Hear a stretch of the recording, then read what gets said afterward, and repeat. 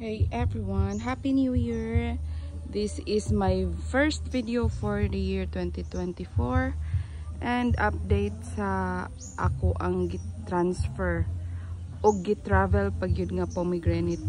Kaya dito sa Cagayan guys, kani siya is namunga na ni siya dito pero dili siya magpurso ang iyang bunga kaya nakapat lang siya. So ako siyang gidala diri sa ang bukid para nga hopefully makabunga na siya.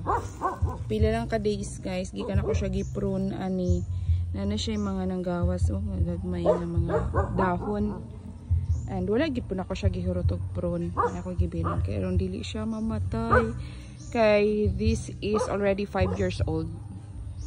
So nagsugod na gid siya pamunga.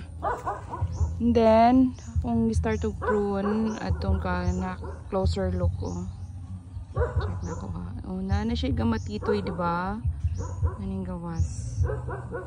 And hopefully mamunga na siya diri. Napalit lang nako ni siya sa Robinsons ang fruit. So wala ko kabalo sa variety niya.